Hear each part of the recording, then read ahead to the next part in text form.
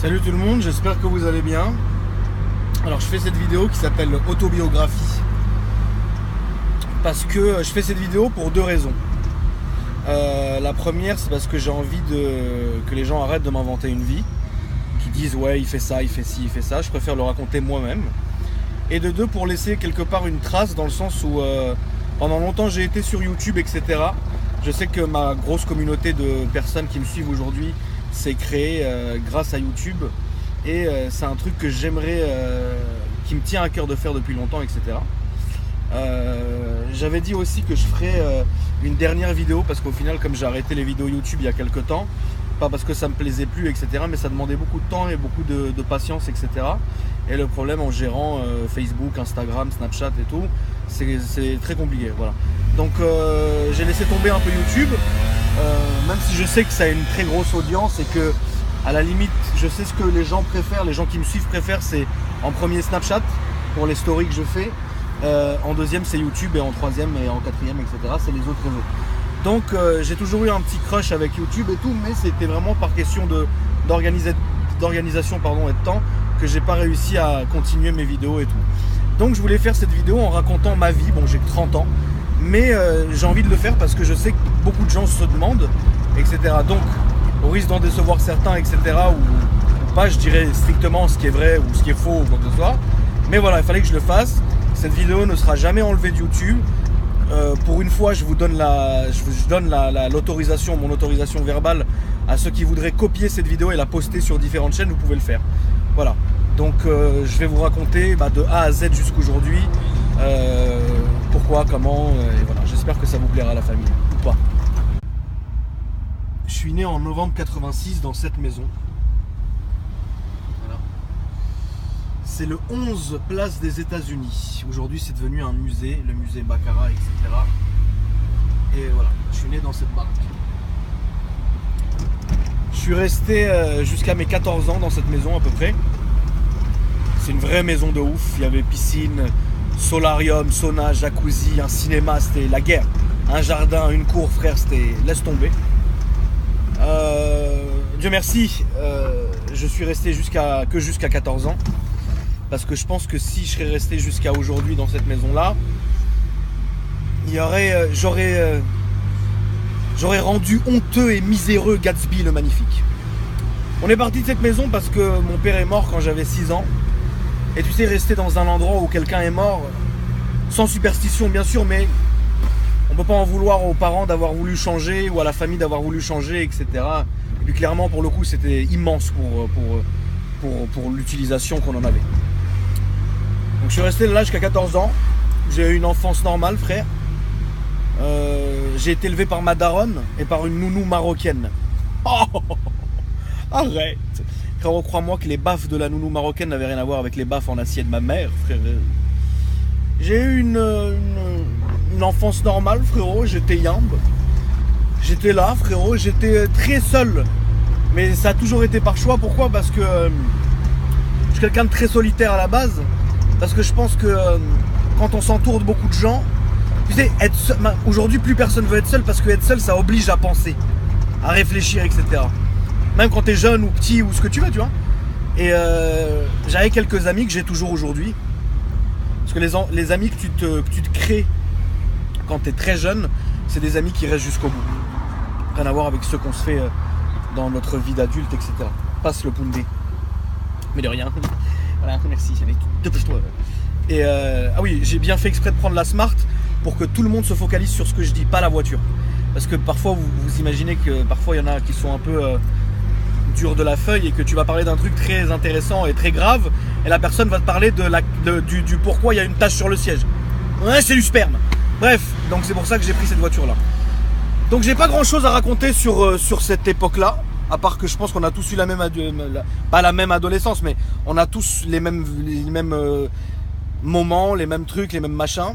C'est une période où il n'y a rien à dire parce que bon, à cette époque-là, j'étais pas encore dans la folie. C'est un peu après que c'est venu. On va passer vite sur ce sujet-là. Voilà, donc de 0 à 14. Voilà, un petit gamin, frérot. Je suis là. Je jouais au Wii et au Barbie, frérot. J'étais là, je brûlais. Ah oui, oui, c'est vrai que j'ai été pyromane. C'est une réalité, j'ai été pyromane. je brûlais mes jouets dans la cour. Je prenais un grand plaisir. Tu sais, il y a des gens qui sont hypnotisés par la vue du feu. Et ces gens-là sont dangereux et j'en fais partie. J'allumais comme ça toutes sortes de jouets avec de l'alcool à 90 que je volais dans la pharmacie de ma daronne. J'aspergeais tout. Le feu comme ça. Je pouvais rester des heures à regarder ça. Hein, tais-toi. Et sinon, pas grand-chose quoi. J'avais déjà un peu de folie, mais bon. J'ai pas vraiment kiffé cette époque-là parce que j'ai pas profité de cette époque-là. Parce que je pense que personne de cet âge-là le fait.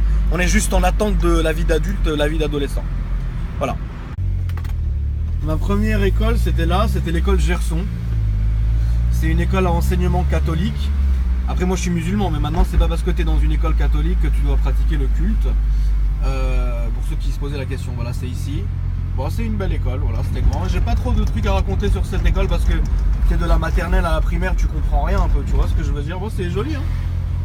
Bon, rien de spé, tu vois, genre, c'est une période qui est très en suspens, tu vois ce que je veux dire, dans le sens où il n'y a rien à dire quoi. Tu vas à l'école, tu rentres, tu manges. Si un jour, qu'est-ce que j'ai fait?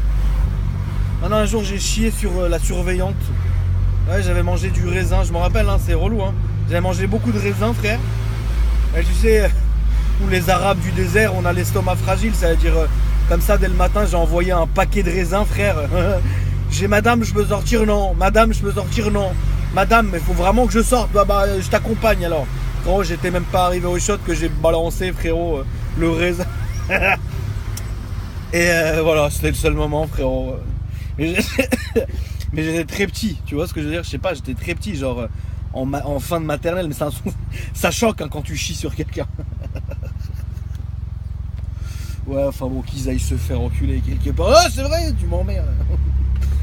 On va aller à mon autre école maintenant. Voilà, on va passer par là, regardez, on va continuer d'un coup, regardez, c'est très bien. Maintenant, après, ça va faire un creux dans l'autobiographie. Ouais, je vais quand même le faire. Parce que là, je suis juste à côté de mon ancien... Non, je vais aller d'abord là où j'ai déménagé. Et après, je vais vous raconter... Et après, je vais revenir, parce que sinon, vous allez plus comprendre. Hein, on continue. On va pas tarder à arriver devant les écoles primaires que j'ai faites. École active bilingue, frérot. Écoute, là, c'est là qu'a commencé un peu la folie. Dans le sens où là, tu sais, tu commences à devenir adolescent, à avoir des poils sur le feuillu, etc. J'étais là, frérot, tuning, un peu tuning à volo. Et voilà, qu'est-ce que je peux ressortir de ces années-là? Écoute, il y a deux écoles en fait. Il y en a une que je vais vous montrer à gauche et l'autre qui est tout droit. Ça fait partie de la même école, mais ce ne sont pas les mêmes bâtiments. Franchement, il y avait une bonne ambiance pomme frite, bonne musique, Louis XIV à plein nez. C'est là que j'ai eu ma première meuf, etc. Non. C'est là que j'ai essayé de ken, je sais plus comment elle s'appelait, dans le parc là. Et ils ont appelé ma mère, etc. Ma mère m'a tabassé. Enfin bref, je devais avoir peut-être 13 ans ou 14 ans, je sais plus. Bon, et rien de spé quoi. C'est là que j'ai eu mes premières meufs, etc. Tu connais, je me rappelle ici, on attendait. Là, vous voyez le grand parc, le parc Monceau. On attendait toujours le bus qui venait nous chercher ici. Et on partait à Meudon, la forêt là, pour aller au sport, je sais pas quoi, frérot, chape. Moi, je dormais, tu vois. Et c'était un grand moment parce que c'était les seuls moments où on était dans le car et on pouvait se retrouver à côté d'une meuf, tu sais, un peu collée, serrée, tu vois ce que je veux dire. Donc c'est à cette époque-là que j'ai commencé à faire l'hélicoptère. Là, donc, bon, je vais rentrer hein, de toute façon. Merde, on est à New York City, frérot. Bon, je vais quand même rentrer. Voilà, c'était là. Donc là, tu as les grilles avec la cour de récré qui était ici. L'école était juste là. Et notre cours, en fait, c'était le parc. Tu vois ce que je veux dire? Donc c'était assez propre. J'ai quelques beaux souvenirs ici. Mes premières bagarres étaient ici, là, dans le petit rond, là. Voilà. Un jour ici, ce qui m'est arrivé, bon ça c'était en vers 2009-2010. J'avais pris une meuf en stop au niveau de l'Arc de Triomphe qui m'avait demandé de la déposer ici. En fait, on était suivi par une voiture de BAC. Et la BAC nous a arrêtés ici. J'étais en Ferrari 599 GTB. Et en fait, la meuf c'était une prostituée. Ils ont pensé que j'étais un client, mais en fait, vraiment, je l'avais emmenée vraiment pour la déposer. Et je n'étais pas au courant de ses activités. Bon, voilà. Donc, du coup, je mets plus un pied ici. Ça me dégoûte. Ensuite, attends, je vais le laisser. Non, c'est mon CV. Voilà, ma première école était, la première primaire que j'ai faite était là. Rue non, c'est pas Marguerite. Rue, je sais pas, frère. Voilà, c'est là. Regarde, là où il y a les barrières. J'étais là, frérot, là, c'était très gentil, très simple, il n'y avait rien de fou à dire. Après, je vais vous montrer là où les vrais bails ont commencé. Oh frérot! J'ai fait 3 psychologues dans ma vie. 2 mecs et une meuf. Et bon voilà, hein, j'ai été là-bas frérot. Pourquoi j'étais là-bas? Parce que j'étais un enfant très fou à l'école. J'avais des notes qui étaient correctes, mais j'étais très bizarre, très bizarroïde. Tu sais, genre sur mon bulletin, il y avait écrit vraiment enfant bizarroïde. Donc ma mère, elle m'avait envoyé Mskina chez le psy. Frérot, la psy, à part lui raconter que je passais mon temps à me branler sur sur je sais pas quoi frérot, et que j'en avais rien à branler d'aller à l'école, frérot, c'est tout ce que je faisais. Au moment même la psy, elle a appelé ma mère, elle a dit écoutez, ça sert à rien, vous dépensez de l'argent pour rien. Le petit, il s'en fout de tout. Faites-vous plaisir et arrêtez de l'emmener ici, il s'en bat les couilles. Bon, c'est ce que j'ai arrivé à faire. Voilà, moi j'avais rien à lui dire parce que sur ma vie, moi j'ai été heureux, hein, grâce à Dieu, tu vois. J'ai toujours été heureux, frérot. J'ai jamais été triste, tout ça. Ouais, j'étais bien, tu vois. C'est-à-dire, j'étais pas du tout. Non, franchement, j'étais bien. Tu sais, juste, je m'en battais les couilles, tu vois. Je faisais mes bails. Un jour, j'ai mis le feu à l'école. On va passer devant là. Il y a rien, tu vois. C'est-à-dire, tu t'amuses. C'est pas méchant. Hein. Et voilà, la psy, elle a vite vu, frérot, que je m'en battais les couilles, tu vois ce que je veux dire. Donc elle a dit écoute, arrête de faire dépenser ton argent, prends ton gosse, mets-lui des baffes et il va apprendre. Hein. Voilà, donc je suis allé quand même quelques années, perte de temps et d'argent, frère. Avec tout l'argent qu'on a mis là-dedans, j'aurais pu m'acheter, frérot, une Rolex sur le bon coin, frérot. Et voilà, donc rien de spé. C'était une époque qui était un peu. Putain, j'ai un chat dans l'œil. Ta gueule, putain, mais ta gueule! Oh, ta gueule! Elle m'a mis du rêve, du rêve. Bon, vas-y, c'est quoi? Vas-y, je vais rester comme ça, voilà. Ici, là, sur cette place, je sortais avec une meuf, une rabzouza, alors que moi, j'aime pas ça, hein, normalement. Je sortais avec une meuf et un jour, son frère, il m'a convoqué ici. J'avais planqué une matraque télescopique dans le caniveau. Et après on parle avec son frère, finalement le frère très gentil, il voit que je suis pas là, frérot truc. On discute et tout, puis à un moment il y a son téléphone qui sonne. Apparemment c'était quelqu'un de très connu dans la violence parisienne. Je sais pas, il avait pas mon âge, il était beaucoup plus vieux que moi, mais bon. C'est un tonton à l'ancienne, tu vois. Et au final il a eu une embrouille à Place des Fêtes, je crois. Son téléphone sonne, tout ça, machin, il me regarde, il me fait ouais frère, vas-y, c'est avec plaisir et tout, là je dois partir à une embrouille et tout. Je me rappelle, j'ai sorti la matraque, je lui ai donné, il m'a fait ouais toi t'es un bon frère. Et voilà, c'est un petit, je viens de passer devant donc je m'en rappelle frérot. Hein, c'était une petite parenthèse dans mon adolescence minable. Là on va commencer à rentrer dans le vif du sujet, parce que j'ai quand même bien grandi, et là je me suis retrouvé donc on va dire à 15 ans à peu près, ouais 15 ans. Dans une école toujours active bilingue, mais cette fois on a été délocalisé rue de Berry. Rue de Berry qui est à côté d'ici, je vais pas la prendre à cette heure-ci, ça sert à rien parce qu'il y a énormément d'embouteillage et de tout ce que vous voulez, et ça sera pas plaisant parce que je vais me diriger vers là où j'ai habité à ce moment-là. En tout cas, c'est une école qui était dans le 8e, donc juste à côté, vraiment juste à 2 rues d'ici, genre. Et bon, j'y ai pas traîné très longtemps parce que j'ai pas traîné dans ce quartier-là, je m'en foutais. C'est au début, tu commences à traîner justement. Moi, j'ai beaucoup traîné à la Muette, enfin d'abord à la Muette, beaucoup à la Muette, parce que j'ai fait un séjour très court ici, très court, genre. Ah, c'est lui? Ouais, non, trop tard. Et après, je suis allé à une école qui s'appelle Beau Séjour. Bon, pour revenir un peu à bilingue, l'école bilingue ici, j'ai rien de très fou à raconter parce que franchement. Frérot, j'ai fait une scolarité complètement normale. Les mêmes trucs que vous avez vécu à cette époque-là, je les ai vécus. J'ai rien fait de plus. Tu connais, je vais pas t'apprendre. À cette époque-là, t'es intéressé que par les meufs. Voilà, donc moi, les meufs, frérot, basta. Y a rien à dire. Voilà. Franchement, cette époque-là, y a rien à dire. J'ai rien fait de spé. Mais cette époque-là dans laquelle on va rentrer maintenant, elle commence à devenir un peu plus intéressante. Parce que c'est là vraiment que ma folie a. En fait, le jour où j'ai raccroché la normalité dans ma tête, c'est à cause d'une relation amoureuse que j'ai eue à partir de mes 15 ans. Se mettre en couple à 15 ans, je trouve ça débile. Je trouve ça ridicule parce que généralement, les couples qui se mettent en couple très jeunes, comme ça, et qui restent des 5, 6 ans, etc., ça tient jamais.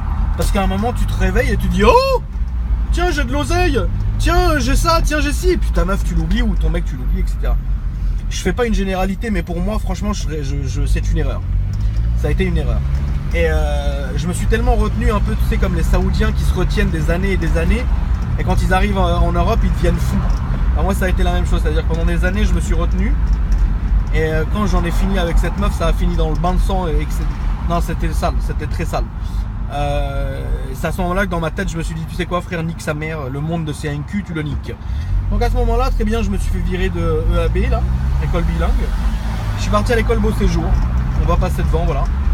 Et c'est à ce moment-là, tu sais que tu rentres vraiment genre... voilà quoi, tu rentres vraiment dans l'adolescence, etc. Et là, tu te dis, merde, il se passe quelque chose. Là, c'est pommes frites, bonne musique, tuning à volonté. En allant vers la Muette, etc. Je passe juste ici. Ici, pour ceux qui savent, c'est la rue des prostituées. Bon.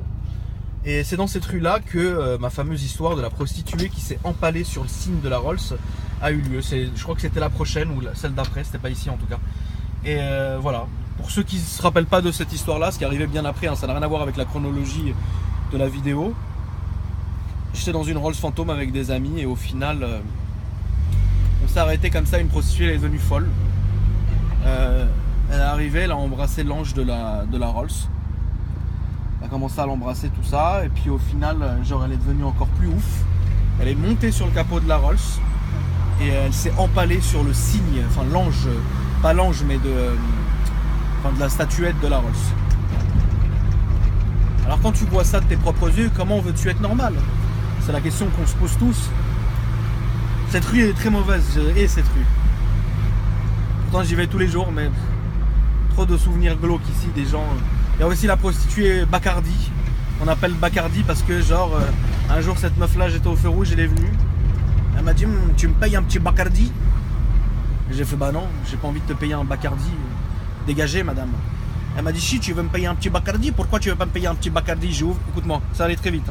J'ai ouvert la boîte à gants, j'ai sorti ma gazeuse, je lui ai vidé dans la gueule. J'ai fait casse-toi maintenant. Ouais, il y a des moments, tu sais, moi je suis un notable, j'ai pas besoin de ce Bacardi là. Là on est en train d'arriver devant l'Arc, grande histoire frérot. C'était mes premières soirées à l'Étoile, c'était pas l'Arc avant. Alors voilà, qu'est-ce que vous voulez que je vous dise? J'étais là, je me faisais passer pour le roi du Qatar frérot. Et au final je rentrais ici. J'ai rien de ouf à dire. J'ai fait des belles soirées ici. Je buvais pas vraiment, je buvais 2-3 verres comme ça, je m'en foutais. Et au final je me mettais ici, tu vois, je rentrais, je faisais la queue, je rentrais frérot, je passais des bonnes soirées. Autant dire que c'était une époque où les meufs, elles sortaient pas pour Ken, elles sortaient vraiment pour s'amuser. Et nous on sortait pas pour Ken, on sortait pour s'amuser. Aujourd'hui je pense que la donne a changé et si ça vous plaît pas, écoute, tu sais où j'habite, je descendrai avec une fourche et je t'enfourche en pleine rue et on passe à autre chose frérot. Moi j'ai fait mes 18 ans ici, je me suis fait virer, ensuite j'ai atterri ici au duplex. Le duplex c'était très marrant parce que j'ai mon ami Charles qui est rentré dans le duplex avec un 3/4, un long 3/4 comme ça, un manteau, et entièrement nu en dessous et il dansait sur la piste nue et il faisait l'hélicoptère en pissant avec sa bite. On n'a pas tenu 10 minutes, on s'est fait tabasser par les videurs et on s'est fait exclure. Quand ma mère me cramait, sur Snap j'ai raconté 2-3 histoires où ma mère m'avait cramé et tout. Et que je rentrais en courant, bah croyez-moi que je rentrais en courant, on va faire le chemin, parce que regardez. Donc j'allais devant l'Arc et l'Étoile qui sont à 100 mètres derrière nous, attends je baisse, parce qu'il y a les collègues. Je faisais ça à pied, voilà. Donc je faisais tout ça à pied, donc là c'est chez Boisiz, on va accélérer un peu, c'est le rituel, même si c'est en smart, mais bon. Voilà. Boisiz frérot, les frères Boisiz qui sont des gens que j'aime beaucoup. Et ils habitent dans cette avenue et le but c'est d'accélérer à chaque fois qu'on passe en bas de chez eux. Donc c'est chose faite et ça fait 20 ans que ça dure. Un jour ils vont nous mettre de l'huile et on va terminer dans le fossé. Voilà. Donc je faisais tout ça à pied. Donc tu vois ça fait quand même une trotte. Je faisais tout ça en courant. Donc je faisais ça à pied. Habillé en débardeur. Ah oui en fait j'avais pas expliqué. Dans cette époque de 16-17 ans etc. Quand je faisais le mur de chez moi, j'avais une tenue vestimentaire qui était très compliquée, c'était à l'époque de Love Story, tout ça. Et on avait des dégaines, tu sais, c'était les jeans diesel très clairs, un peu délavés. Les Adidas montantes box qui montaient jusqu'aux genoux. Et j'avais le débardeur bleu avec écrit l'Étoile. C'est-à-dire que je me baladais avec un débardeur de serveur, mais j'étais frais. Enfin bref. Voilà, là on arrive au SCOSA en même temps, voilà. Le rassemblement. Vous voyez, il y a toujours du monde ici, hein. Je vois même la voiture de Boisiz là-bas. Alors voilà, là c'est le rassemblement, frérot. Je venais toujours ici, voilà, j'ai passé des années et des années et des années ici, tu vois ce que je veux dire. Et dans cette rue, frérot, on partait à fond dans cette rue pour accélérer. On arrivait en bas. Ici, on a eu les plus belles bagarres. On passait des temps et des moments ici. C'était interminable. Et au final, on a eu des grosses bagarres et on partait à fond d'ici, genre. Mais quand je te dis à fond, frérot, c'est on donnait tout ce qu'on avait. Et toutes nos bagarres, on les faisait dans cette rue-là. Toutes. Il y avait tout le temps des bagarres. Parce que quand tu sais, il y a beaucoup de monde et tout, ça se chauffe un peu, tu vois ce que je veux dire. Un jour ici, il y avait un mec qu'on n'aimait pas avec sa Lotus. Il passait avec sa meuf. Un jour, on a mis de l'huile ici là. Il est arrivé, frérot, il est très rend. C'est pour ça qu'ils ont mis les poteaux. Il est rentré là dans l'immeuble directement. Vas-y frère, passe, je t'en supplie, passe. Vas-y, passe. Pourquoi tu hésites?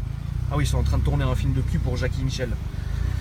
Bon voilà, c'était un bon moment, moi j'ai bien aimé ce moment-là, etc. Machin. Voilà, j'ai rien à dire sur ce moment-là. C'était une très belle époque de ma vie. C'est ici qu'on faisait des deals en voiture, c'est-à-dire on mettait nos voitures, on allait, on se regroupait et on achetait les voitures, on s'échangeait les voitures. Voilà, je te donne ça, tu me rajoutes 1000, je te donne ça, tu me rajoutes 5000, blablabla. Tu vois ce que je veux dire? C'était un marché de voitures à ciel ouvert. Les voitures restaient entre nous, donc comme ça, il n'y avait pas de souci. Moi, j'avais switché une Boxster que j'avais avec un R32. Bon, je crois que c'est la seule bonne affaire que j'ai faite de ma vie. Parce que vous savez, dans les voitures, à part les marchands, le client ne fait jamais de bonne affaire. C'est une illusion. J'ai perdu beaucoup d'argent sur les voitures. J'ai perdu 50 000 sur un SLR. J'ai perdu un Porsche Gembala comme ça qui a été acheté 600 000 euros. 2 ans après, je l'ai racheté 220 000 euros. Je l'ai vendu 100 000 euros. Tu te rends compte? Oh, quelle voiture! Oh, tu gagnes jamais. Je crois que c'est la seule fois où j'ai fait pas une affaire, mais j'ai fait un échange standard. Voilà. Je te donne les clés, tu me donnes les clés. Au revoir, merci. On a signé, on est parti. Cette rue-là, j'en ai rien à dire. On n'a rien fait de spécial. Ah si! Un jour. Oh là là, c'était juste ici. Un jour, je me suis fait kidnapper ou prendre en otage ou je sais pas quoi par des mecs d'Anières pour une histoire dont je n'avais rien à voir dans cette histoire-là, mais ils cherchaient un ami à moi et qui avait fait une connerie. Et moi, à la place de donner le nom, enfin pas le nom parce qu'ils savaient déjà, mais le numéro de mon pote, j'ai dit que c'était moi. Je suis venu me constituer prisonnier, genre. J'ai passé un petit calvaire propre, hein. Je vais pas faire la pute à la pleureuse ou quoi, mais j'ai passé un bon petit calvaire, genre de quelques heures, frérot, où il fallait se balader. Au final, je suis rentré, j'ai récupéré ma voiture. Ça allait très vite, j'avais un Porsche Cayenne. Je suis remonté dans ma voiture pendant que le mec discutait avec d'autres mecs dans Asnières. Et je suis rentré dans le mec, je l'ai shooté avec la voiture. Bon, il est pas mort évidemment, hein. Après, je suis rentré chez WAM. Le mec est revenu 2 jours en bas après de chez moi pour avoir des explications, dans l'espoir de me racketter. Moi, je me rappelle, j'avais fait la pute en disant non, machin, non, viens pas, oui, je te donnerai ce que tu voudras. Frérot, le mec, il est descendu, je suis descendu, c'est authentique, je suis descendu avec une machette en bas de chez moi. Le mec était grand, il avait 30 balais, hein, je sais pas, je devais avoir 19 ans, un truc comme ça. Je descendais avec une machette, j'ai commencé à essayer de lui mettre des coups de machette. Et une machette que j'avais achetée chez Nature et Découverte, frérot. Improbable. Et le mec est plus jamais revenu. D'ailleurs, si tu me regardes aujourd'hui, tu peux revenir, frère, et là, pour le coup, je te descendrai vraiment et je te percerai le fion en pleine rue et en plein jour. C'était le petit moment chaotique de la soirée. Voilà, donc rien de spé. Après, j'ai habité ici. C'est un endroit qui restera toujours gravé dans ma mémoire. Je suis resté 10 ans ici. Ça a été les 10 plus belles années de ma vie. Moi, ce que j'appelle chez moi l'âge d'or. Alors, l'âge d'or, frérot, ici, c'était magnifique. J'étais à l'école Beau Séjour, qui est pas loin. J'ai fait l'école Fides, j'ai fait l'école Cours Carnot, donc toujours en habitant ici. Et je suis désolé si dans la vidéo, la chronologie est un peu truc, mais à chaque fois, je dis les dates. Parce que je peux pas, si vous voulez, aller d'un lieu à un autre en expliquant. Je vais perdre le fil, donc je préfère vous dire telle époque, telle époque, telle époque. Ici par exemple, là on est au Flandrin. C'est là où je suis tombé vers 25-26 ans avec une Harley Davidson ici. Ici l'été c'est bondé de ouf, mais bondé, hein. Et je suis arrivé en Harley pour me la raconter devant des meufs, machin. Je suis monté sur la terrasse, je suis tombé avec la voiture ici. Avec la moto, pardon, elle m'est tombée dessus, tout le monde a rigolé, bref. C'est la dernière fois que je suis allé au Flandrin. Dans la rue qui longe le Flandrin, là, que vous pouvez voir ici, là au feu rouge. Dans cette rue là, c'est dans cette rue où je me suis ouvert l'arcade avec le SLS. Où j'étais amené à amener la petite meuf acheter une glace et je suis sorti de la voiture. J'ai dawark, j'ai tapé la tête, je me suis ouvert la gueule. C'était un moment très miséreux. Donc j'ai vécu dans cette rue. La première fois où j'ai vu jouer au golf, c'était là. On avait fait un urban golf de nuit. On avait cassé à peu près toutes les voitures et tout machin. Ne vous inquiétez pas, on nous a retrouvés et on a dû payer. Bref. Donc ici, voilà, moi j'ai vécu dans cette rue ici pendant 10 ans. Le soir du 14 juillet, un jour j'ai mis un feu d'artifice. Ici j'ai explosé l'arrêt de bus. Malheureusement il y avait une voiture de police qui était là, qui me regardait, qui avait filmé la scène. J'ai dû repayer l'arrêt de bus. J'ai vécu dans cet immeuble là, au 109.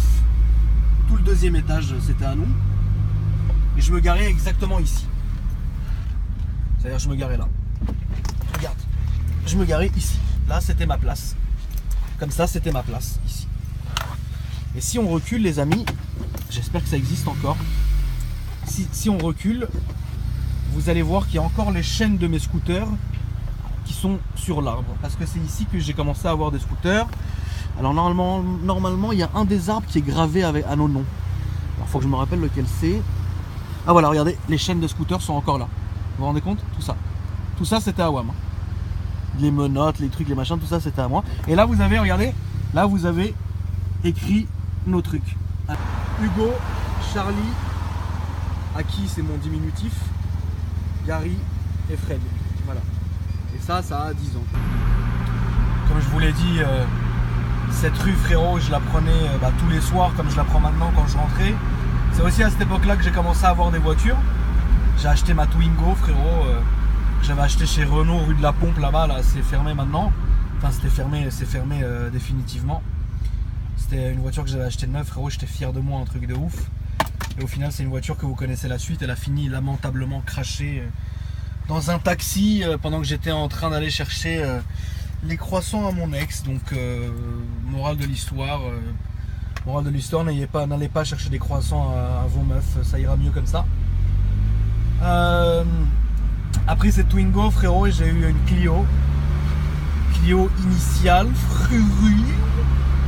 Pareil, elle a bien fini, tout s'est bien passé. Après je l'ai vendue, j'ai eu une Mini Cooper. Après, vous connaissez les débuts de voiture que j'ai eu parce que j'en parle assez souvent sur Snapchat. En fait Snapchat pour moi a aujourd'hui remplacé YouTube. Dans le sens où j'ai plus d'aisance à raconter mes conneries et mes péripéties sur Snapchat, un pare-choc au calme. Plutôt qu'aller faire sur YouTube, etc. Ça demande beaucoup d'organisation. Alors que sur Snapchat, c'est du direct, c'est marrant et basta. Donc qu'est-ce que je voulais dire? Ouais, voilà. Après, j'ai eu donc une Clio et je l'ai revendue. J'ai eu une Mini One. Ah frérot, il se passait rien dans cette voiture. Il se passait rien. J'ai revendu cette voiture. J'ai acheté une Subaru Impreza WRX STI. Très bonne voiture, bleue avec l'aileron où tu peux repasser ton smoking dessus, frérot. Avec les jantes or, frérot, laisse tomber, quelle horreur. C'est une horreur. Mais ça marchait très bien, c'est une belle voiture et je cracherai pas sur une voiture comme ça. Puisqu'aujourd'hui, tu me donnes la même, je la conduis, un truc de ouf. Oh, cette rue-là, frérot, c'était la rue des courses, on va pas se mentir. Ici, voilà, je rentrais chez moi comme un Alain Prost, frérot. C'est là que j'ai fait la connaissance de la police du 16, frérot, de la BAC du 16 la nuit. La journée, on s'en fout parce que franchement, moi, j'ai toujours vécu la nuit. Depuis que j'ai 15 ans, ça m'a niqué ma scolarité, hein, mais ça m'a niqué ma vie. Après, je vais vous raconter quand j'ai commencé à travailler, je me suis arrangé pour travailler la nuit, ça c'était bien. Mais ça m'a niqué ma scolarité, donc j'ai fait des vraies rencontres la nuit. Quand vous vivez la nuit, tout est différent, c'est plus sincère. La nuit, c'est beaucoup plus sincère. Tu as le temps de voir d'autres choses, de faire d'autres choses, de penser à d'autres choses, etc. Je fais d'autres rencontres aussi qui sont sympas ou pas, tu vois. Donc bon voilà, donc je t'ai dit, là on repasse devant chez moi, là où j'ai habité. Et au bout d'un moment, tu vois, quand je suis arrivé à, je sais pas, 19, 20 ans, j'ai commencé je voulais des grosses voitures, tu vois. Malheureusement, je pouvais pas me les prendre, mais donc je les ai louées, tu vois. C'est ici que j'ai fait le saut avec le Range. Bon, maintenant, ils ont mis des barrières et tout, mais avant, ici, il n'y avait rien. C'est-à-dire, il n'y avait même pas, il y avait pas de barrière et rien. Tu montais et tu sautais avec la voiture. Et ce jour-là, que je t'ai dit, cette époque-là, on louait des voitures une fois par semaine, pas le week-end, tu vois ce que je veux dire. Moi, j'avais loué une Lamborghini Gallardo Spider orange. Ça a été une des premières vidéos que j'ai fait sur Dailymotion. Parce que tu sais, quand tu as un truc comme ça, tu as envie de l'immortaliser. J'avais fait une vidéo avec cette voiture. Pardon, j'ai un Roland acide. Et j'avais mis deux meufs comme ça dans la voiture où on était à 3 devant et on roulait en décapoté comme ça. Je crois que c'est à ce moment-là que j'ai commencé à me faire des gens qui me détestaient, qui perdurent encore aujourd'hui. C'est-à-dire que, comme il y en a beaucoup d'entre vous, c'est des gens qui me suivent depuis très longtemps, qui me considèrent presque comme un membre de la famille.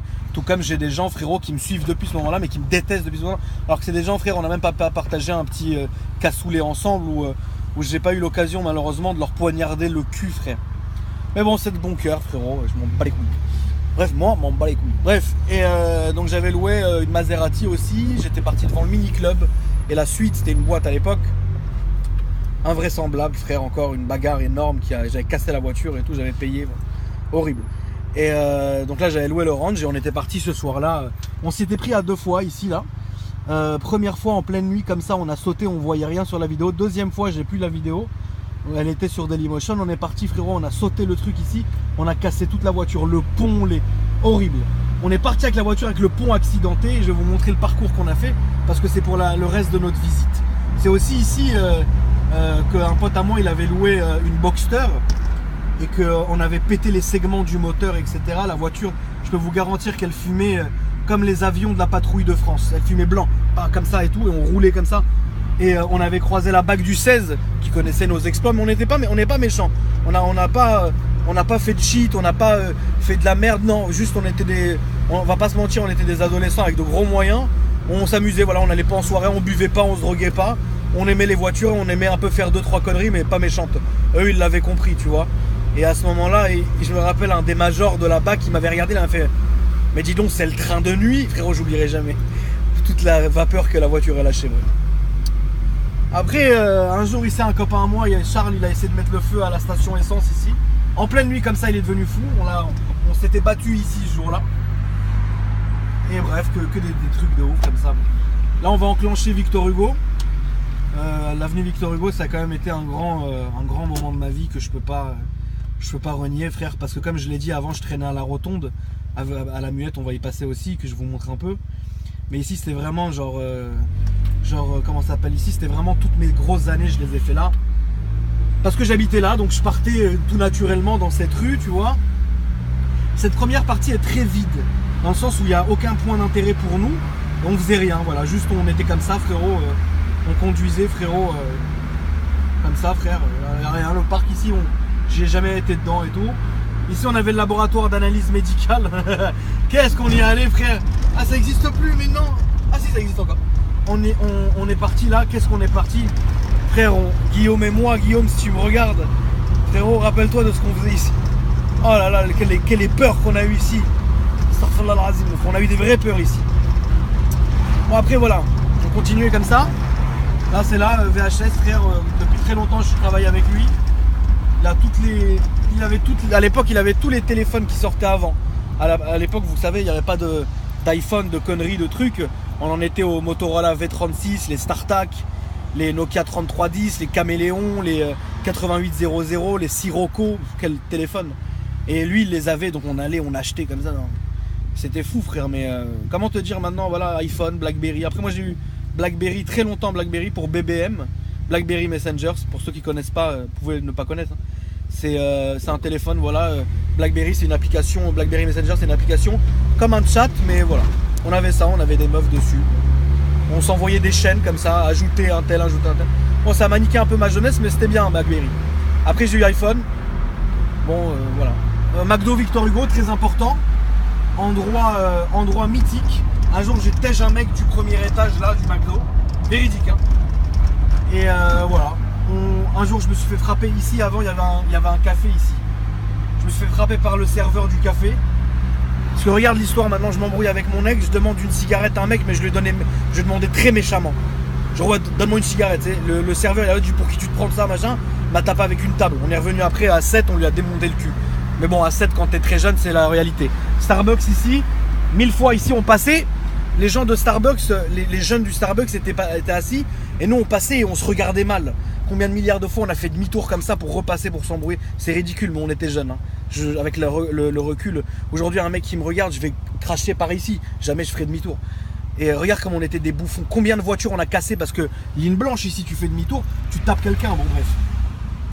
On continue tout ça. Bon, ici on se donnait toujours rendez-vous, nous, ici devant l'église et tout.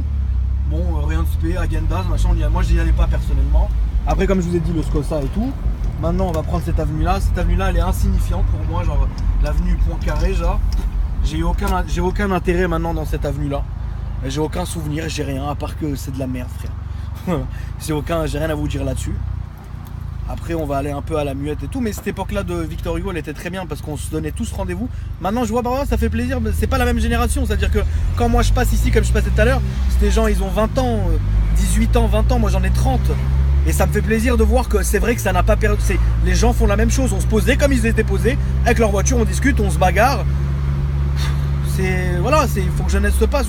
Tout le monde a vécu ça. Ce que moi je raconte, tout le monde, vous l'avez tous vécu à des endroits différents. Mais nous, c'était ici notre endroit. Bon. Il y avait la folle une folle comme ça. Bon, c'est pas bien ce que je dis, mais elle était folle. Elle s'est mise dans la fontaine. Ah oui, dans cette fontaine de Victor Hugo, on avait rentré un Range Rover aussi, le même de celui qu'on avait cassé le pot. On avait rentré le Range dans la fontaine. Et une meuf, elle est rentrée dans la fontaine, elle cassait des tuiles de la fontaine, et elle nous les jetait. Et la meuf, elle était entièrement nue. Et moi, je me rappelle, ça m'a excité. Une vieille, une folle. Hein. Moi, je me suis mis nu, j'ai fait allez Gigi, allez viens, allez, on va se baigner. Ce jour-là, les gens, ils ont dit non, lui, il est définitivement dingo. Trocadéro. Bon, Trocadéro, c'est actuel, c'est-à-dire j'ai jamais traîné ici. Mais Trocadéro, c'est actuel, c'est-à-dire parfois je viens ici. Mais j'ai pas de souvenirs, j'ai rien de spécial. Il n'y a rien de ouf ici. Rien de ouf, voilà. J'aime bien aller ici, moi, comme ça, de temps en temps, dîner ou quoi. Mais sinon, j'ai aucun souvenir. Enfin, j'ai aucun de truc de ouf à vous raconter. Ah, cette avenue, je la déteste parce que après mon bac, pendant mes 5 ans ou mes 6 ans d'études, de plus, je les ai fait ici. On va passer devant. Je les ai fait ici. Ah oui, ici, dans cet immeuble-là, on est parti, on a fait la première escort girl. C'est pas vraiment une escorte. Maintenant, on a 15 ans. Je me rappelle, on a 15 ans, on est en scooter. Un ami et moi, je dirais pas son nom parce qu'aujourd'hui, il est marié. Bon, on s'en fout de toute façon, mais c'est de le dire, tu vois. Mais c'est avant. On roule en scooter, on passait là, avenue Victor Hugo, et une vieille Ramja, une vieille, elle devait avoir au moins 500 ans. Ouais, ça va les jeunes, machin, ah, vous voulez venir, on va s'amuser. Elle nous avait baisé parce que nous, on croyait que c'était deux. Il y avait les deux darons qui voulaient s'amuser avec des petits jeunes. Ah, jamais elle a parlé d'argent, tu vois. On a dit bien sûr, frère. Et putain, Boisiz, le petit Boisiz, il tourne à la même heure, frérot. Non, là, c'était Grand Boisiz. C'est là où j'ai fait ma scolarité. Dans cet appart. Et le prof, il m'envoyait. Avant, ici, là, chez Juno, c'était un magasin d'électroménager. Il m'envoyait ici acheter les cartouches d'imprimante. Et là, regarde, là, il y a au restaurant. J'allais lui acheter ses rillettes et ses saloperies. Ah, il me rendait ouf, ce mec. Mais je l'aime beaucoup, c'est un bon gars. Et donc, les prostituées, on parle avec elles. Elles avaient une voiture, on va là-bas, on monte, tout ça. Et vas-y, mon pote, il commence à la ken, tout ça. Mais mon pote, tu sais, genre, il la ken, frère, sur un lavabo. Le lavabo, il tombe maintenant. Et elle tombe, elle commence à crier. Ouais, t'as cassé, machin, t'as cassé le mobilier, machin. Elle commence à crier, ouais, ils sont mes 400 €. Moi, je la regarde. J'avais même pas rien, je n'ai rien fait, moi, frère. Elle me dit quoi? Elle me dit, ouais, mais 400 €. Je fais, mais 400 € pourquoi? Pour le lavabo? Elle me dit, ouais, bah déjà, tu vas nous payer parce qu'on est des prostituées, faut payer 400 €. Et en plus, t'as cassé le lavabo. J'ai fait, frère, regarde, bouge pas, je vais descendre, je vais te retirer, j'ai de l'argent dans mon scooter. Quel clochard. Et bref, au moment de sortir, frère, tu vois pas, j'entends un bruit, frère. Il a fait ouvre là, frère. J'ai compris que c'était le macro. Ah là, c'est sûr que c'était pas son père qui allait lui apporter des écrevisses pour Noël. Gros, le macro maintenant, il est rentré. Il nous a vu. Il a fait mais c'est des enfants. Il a insulté les putes. Il a fait mais ouais, vous êtes pas sérieux, c'est des gosses. Les meufs, elles avaient au moins 70 ans, frère. Ouais, c'était là. On s'est échappé et tout. On a couru. C'était ma première histoire comme ça, un peu. Oh, t'es jeune, t'essayes, frère. Qu'est-ce que tu veux que je te dise? Après, voilà, on arrive maintenant à la Muette. Bon, la Muette, là, vraiment, il y a eu du grand niveau. Et vous vous rappelez l'histoire sur Snapchat que j'ai raconté de l'ascenseur? C'était dans cet immeuble-là. Là, j'ai pas de souvenir, j'allais jamais ici. Maintenant, moi, on se battait, en fait, on se battait, on se donnait tous rendez-vous là sur l'île de la Muette, nous, on appelle ça. On se battait ici, ça veut dire que le chef de cette île, voilà, c'était le chef de l'île, frère. Moi, j'ai été à un moment donné le chef de l'île. Après, il y a eu un autre mec, on a fait un tête-tête, j'ai perdu avec lui. Il est devenu le chef de l'île. Après, moi, j'ai regagné, j'ai refait un tête-tête avec lui, je l'ai démonté, j'ai été... Moi, tu connais. Après, Rotonde, moi, j'allais beaucoup. Quand on avait des meufs et des petites comme ça, on voulait les impressionner, on les amenait là, à la gare. C'est très stylé, la gare. Même aujourd'hui, hein, c'est bon. Hein. Avant, on allait comme ça à la gare et tout, bon, rien de spé. Il y a un grand jardin, truc, c'est marrant. Ranlag, j'y allais pas trop, mais on allait beaucoup au Ranlag à un moment donné, comme ça. On se posait, on se battait. Truc, moi, un jour, j'ai fait un accident là-bas, j'avais mangé un feu rouge. Rien de spé. C'était une bonne époque, frère. La gare, tu venais, tu t'habillais. Et si on m'a vu que maintenant, quand je vois des petits comme ça de mon âge de l'époque, ça me fait plaisir parce que je me dis, putain, en fait, vraiment, l'humanité est débile. On fait sans arrêt les mêmes choses. Ici, avenue Beau Séjour, c'est là que j'avais mon école. Alors, une catastrophe, cette avenue, frère. Pour moi, dès que je passe ici, j'ai l'impression de vivre un cauchemar. Parce que mon école, elle était là. Nos scooters, on les mettait là, regardez. Combien de scooters on s'est fait voler ici? Laisse tomber. Regarde là, les scooters qui sont là, bon, nous on se mettait là, et là c'était, l'école était là, et voilà, juste là, et là c'était la cour, et bagarre et compagnie, et vous connaissez la salade. Après ici on n'allait pas, on n'avait aucun intérêt, on allait un peu dans le parc là, qui est à côté là. Inintéressant, c'est Beau Séjour, j'ai bien aimé parce que c'était un moment donné où on avait des scooters, on s'amusait, tu vois. J'ai commencé à avoir des sans permis, c'était ici que j'avais des voitures sans permis. Microcar, châtenay, baroudeur, frérot. Ces voitures, frérot, c'est incompréhensible. Après, voilà, quand on a eu les grosses voitures, c'est des endroits où on venait plus, parce que je m'en fous de venir ici, c'est au moins 100 ans que je suis pas venu ici. J'ai mon ancien meilleur ami qui habitait ici. Putain, la vache, la Smart, qu'est-ce que c'est de la merde. Putain, on s'est mangé un dos d'âne, frère, j'avais l'impression que j'ai mangé un checkpoint de Bagdad. Après, on a eu les voitures, etc., machin. Il n'y a pas trop d'intérêt, je viens plus ici. Même maintenant, quand je tourne, j'ai aucun intérêt d'aller là, c'est inintéressant. Voilà, donc pendant toutes ces années, c'était cool. Là, vous connaissez les histoires sur Snapchat, l'ascenseur, les conneries, machin, truc, c'était marrant. Après, on a eu l'histoire voiture sans permis. Là, on a commencé à mettre un pas de plus. Tu sais, parce que quand t'es en scooter, quand t'es en truc, t'as un périmètre limité. En voiture, c'est plus large. Moi, c'est comme ça que j'ai commencé à aller traîner à Étienne Marcel. Le Coste, Étienne Marcel, j'allais beaucoup. J'ai expérimenté les embouteillages, les conneries, mais au moins j'étais en voiture. Dans cette avenue, c'était là où on faisait les courses. C'est-à-dire entre nous, quand chacun de nous avait une nouvelle voiture, évidemment, j'avais pas la même cadence dans ma vingtaine que j'en ai aujourd'hui. Maintenant, je me suis beaucoup calmé depuis 2 ans. Mais il y a quelques années, 2012, 2013, 2014, j'arrêtais pas. Une voiture, franchement, vous me connaissez, hein, je prenais une voiture tous les 3 semaines. Oh, c'est insolent. Et à l'époque, c'était une voiture tous les 6-7 mois, tu vois ce que je veux dire. Donc, une voiture que tu gardes longtemps, tu sais que tu vas pouvoir faire des choses. Mettre les jantes d'une autre couleur, changer un peu des trucs, faire une reprog, mettre une ligne d'échappement. Maintenant, ça sert à rien, on achète les voitures, on les laisse d'origine. Moi, j'ai plus d'intérêt, je sais que dans 2 mois, elle va sauter, je m'en fous, tu vois. À part la Smart, la Libellule, frère, que j'ai léguée à El Diablo. D'ailleurs, si vous la croisez, salut elle là de ma part, dites-lui El Diablo, on t'a vu sur YouTube, frère. C'est à cause d'El Diablo que j'ai cassé le ML, vous connaissez toute cette histoire sur Snapchat. Bref, c'était une petite parenthèse comme ça. Et à cette époque-là, on se retrouvait tous ici et c'est là qu'on faisait des départs arrêtés en voiture, juste sur cette portion, qui partait d'un feu rouge à un feu rouge. Et tous les gens étaient réunis ici et dès qu'on passait ici, machin qui a gagné, tout ça, bref. Et après, on allait le lendemain ou le surlendemain mettre une reprog ou changer je sais pas quoi, parce qu'on ne supportait pas la défaite. Ça, c'était une époque, franchement, je commençais à finir un peu les... Après, j'ai fait 2 écoles, on va y passer, hein, c'est sur mon chemin d'ailleurs. J'ai fait 2 écoles, et qui s'appelaient Fides et Cours Carnot. Cours Carnot, frérot, j'ai rien à dire de plus, surtout que c'était à l'époque où j'ai passé le bac, un échec cuisant. C'était une bonne école, je m'échappais par la fenêtre. Le directeur, je sais pas s'il est vivant encore, monsieur Dana, c'était quelqu'un que j'aime beaucoup, très gentil.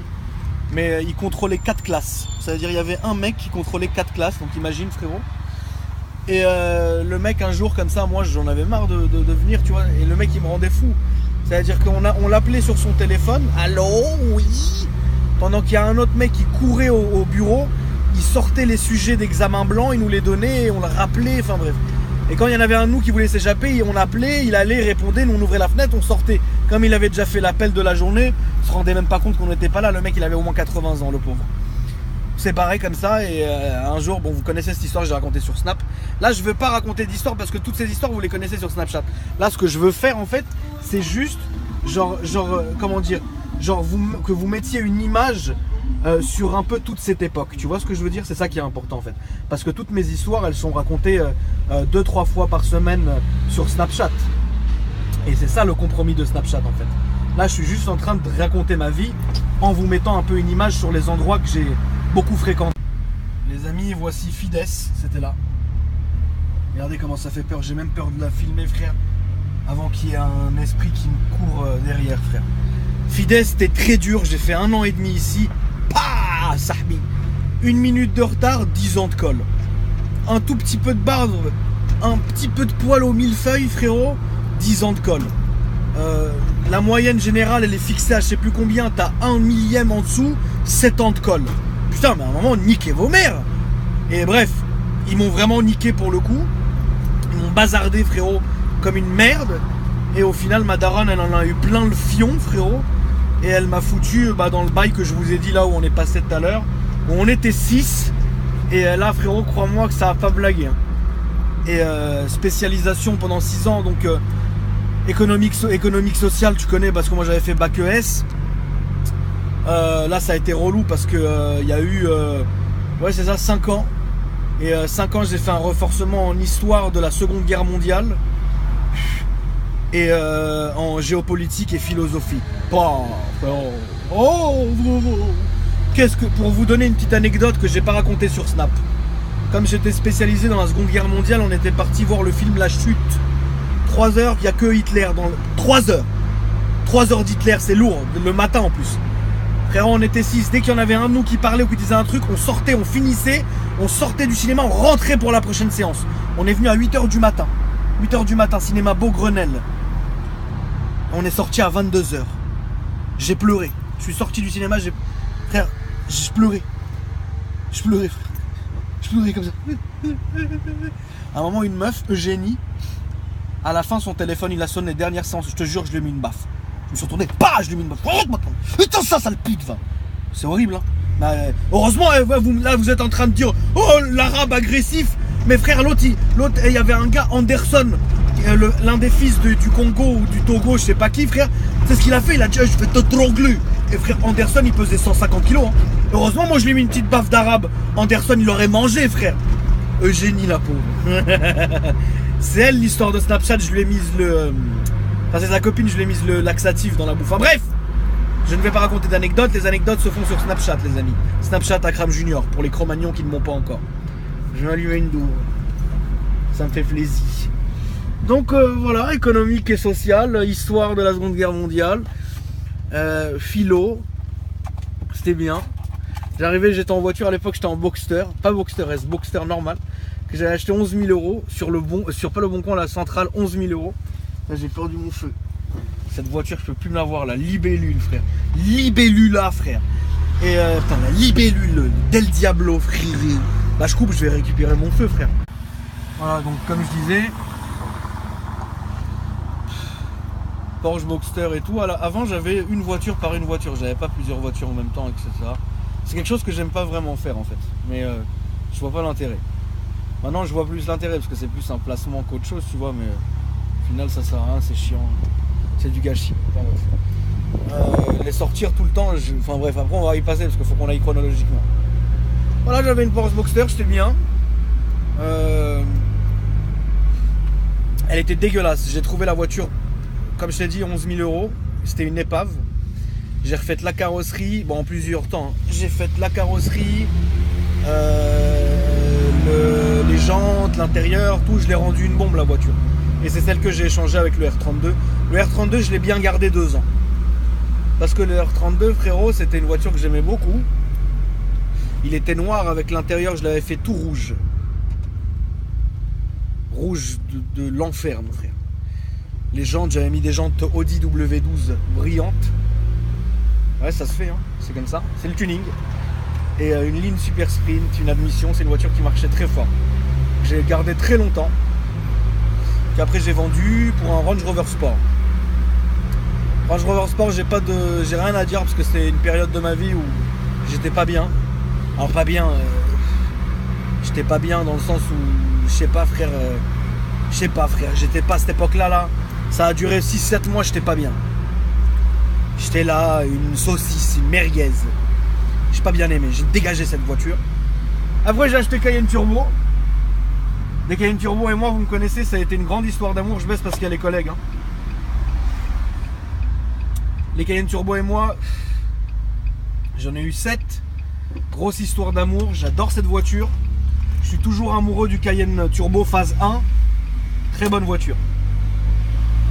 Ce Cayenne, il avait 120 000 km. Je l'avais acheté à un gitan. Jusqu'au jour d'aujourd'hui, j'ai pas compris ce qu'il m'avait raconté ce jour-là, mais j'ai quand même acheté la voiture. On l'appelait l'épave. Et c'est une réalité. Je mettais un plein pour 1 litre d'huile à chaque fois. À chaque plein, je rajoutais 1 litre d'huile dans la voiture. J'ai juré, frère, la voiture, elle peinait à monter à 200 km/h. On allait sur les autoroutes, je sais plus l'autoroute que c'est, pour aller à Rueil-Malmaison, là où il y a le péage. On payait le péage, on décrassait la voiture comme ça. À l'époque, il n'y avait pas de radar, etc. On pouvait le faire. C'est une voiture qui peinait à monter à 200. C'était incompréhensible. Une merguez. Fumée noire et tout. Oh, je me suis débarrassé de ce Cayenne pervers là quand j'avais, je sais plus quel âge. Je sais que j'avais 18 ans parce que je suis arrivé à un truc. Après, c'est une période où j'ai commencé à travailler réellement. Incompréhensible. J'ai travaillé chez Direct 8. D'abord, je vais vous dire un truc de ouf, vous allez kiffer. Vous savez ce que j'aurais pu être, je ne l'ai pas fait, mais parce que je suis bête. Vous voyez l'autolib. Eh ben moi, j'étais engagé à la base pour être l'essayeur officiel de l'autolib. À la base, ça s'appelait la Blue Car. Et le projet a pris tellement de temps et de retard que j'ai été dégagé sur un autre projet. Mais à la base, j'étais venu pour ça. Et donc au final, qu'est-ce que j'ai fait? J'ai travaillé chez le truc auto de Direct 8, je sais plus comment ça s'appelle. Je devais être testeur auto. Et en fait, je devais présenter l'émission, mais être comme dans Top Gear, pilote d'essai, comme le Stig si tu préfères. On m'a demandé de faire une maquette de mes vidéos et de l'amener pour qu'ils valident le projet. Ils ont regardé la vidéo, le DRH il m'a regardé, il m'a dit honnêtement, il y avait tout, le chef de projet et tout le monde. On dit honnêtement, t'es trop instable pour qu'on te confie un rôle comme ça. On aime bien, mais le CSA il va tellement nous matraquer, parce que bon, vous me connaissez, insultes et compagnie. Il va tellement nous matraquer que ça sert à rien, on va fermer le truc. Donc du coup j'ai continué. Attends, je regarde parce que comme je regarde pas ce que je filme, qu'on m'appelle en même temps, ça peut couper la vidéo, c'est lourd. Que je parle dans le vent comme une merguez. Au final, donc Direct 8, ils m'ont dit ok, tu vas pas aller là, finalement tu vas être chroniqueur auto. Donc j'ai été chroniqueur auto pendant 6-7 mois. Ça m'a énormément fait chier. J'ai détesté ce boulot. Après on m'a mis, on voulait me passer animateur dans les perles du net, ça s'appelait. En gros, c'est présenter une émission qui était sur tout ce qui se passait sur internet, parce que je vous rappelle qu'à cette époque-là, je faisais mes vidéos Dailymotion et c'était vraiment le boom de la vidéo sur internet, etc. Donc il fallait que je présente une émission, etc. On a tourné une maquette. Premier jour, j'ai commencé à insulter, à dire des dingueries. On m'a dit non, toi t'es pas bien, t'es fou, il faut pas que tu sois à la télé. C'est dommage parce que je sais que j'aurais été bon et vous le savez aussi. Je suis parti, on m'a passé dans une radio internet, radio Nouveau Talent, RNT. Voilà, j'ai travaillé pendant 1 an, j'ai pris énormément de plaisir. Je travaillais avec un ami à moi, Olivier. On est devenu fou à cette époque-là. J'avais vendu mon Cayenne, je roulais en Mini Cooper S. Quand ça, le nouveau modèle, il était très bien, c'était une belle voiture, j'aimais bien. J'avais un T-Max aussi, c'est là que ça a commencé le 2 roues, etc. Sur Snap, l'époque, c'est les T-Max anglais, c'était à cette époque-là. Plaque anglaise. Et j'ai bien aimé cette époque-là. Radio Talent, là, ça s'est très bien passé. Sauf que c'est parti en couille parce que la meuf qui gérait, en gros, notre patronne, elle est partie en congé maladie 1 mois. Et quand elle est revenue, elle avait des tonnes de lettres du CSA. Et au final, ils ont fermé la radio parce qu'on avait dit trop de conneries pendant 1 mois. Et c'était trop marrant parce que c'était en pleine époque de la tectonique. J'avais ramené des danseurs tectoniques et des DJ très connus de l'époque que j'avais interviewés. C'était une très bonne époque et je regrette absolument pas. Et c'était vraiment une très bonne époque. Donc c'est à ce moment-là que j'ai travaillé. Après, ma mère m'a dit qu'il fallait que je fasse une école de commerce. Et au final, ça s'est très vite engagé parce que j'ai fait les tests d'entrée dans une école de commerce. J'ai été pris et il y a eu un problème dans ma famille. Donc ma mère a dû partir de France et pendant ces 6 mois-là, j'ai pas mis les pieds à l'école de commerce. Ça, je le regrette. Et c'est à cette époque-là que a commencé, donc pour Snapchat, que j'ai rencontré Guillaume et qu'on a fait les CB et toutes les stories que je raconte sur Snap, etc. Ça a été, je pense, une des périodes où j'ai le plus rigolé de ma vie. Frérot, on vivait à 7 dans un appartement de 800 mètres carrés. Et frérot, on se laissait aller, un truc de ouf.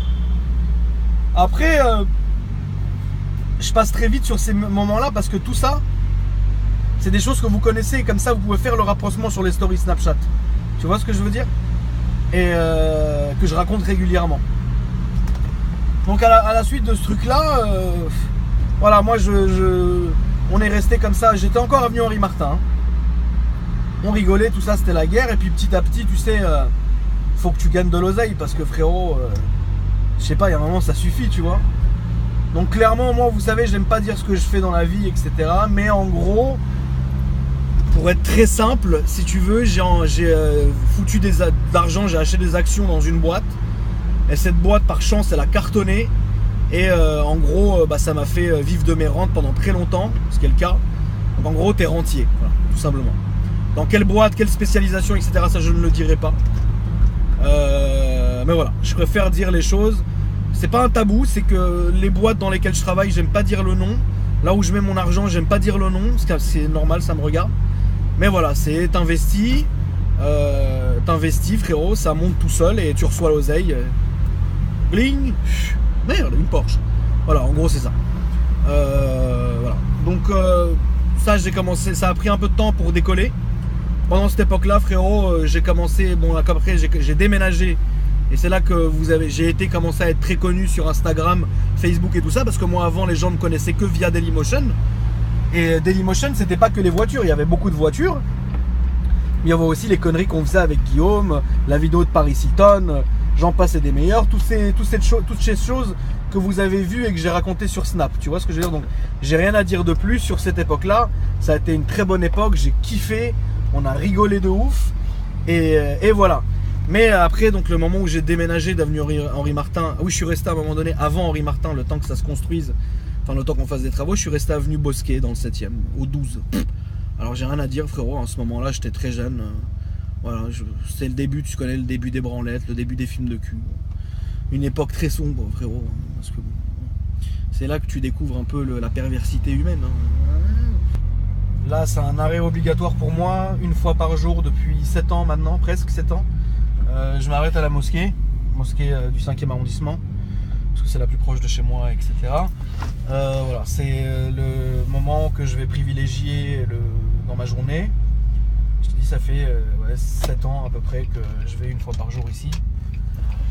Et c'est quelque chose de très important pour moi, ce passage. C'est un passage très rapide, mais c'est un passage qui est pour moi obligatoire et voilà.